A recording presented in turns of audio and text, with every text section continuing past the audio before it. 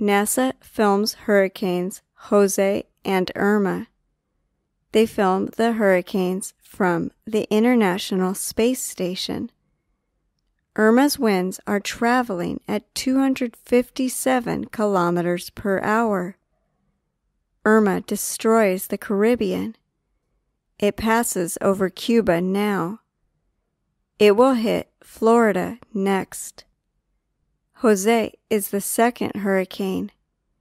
It follows the same path as Irma.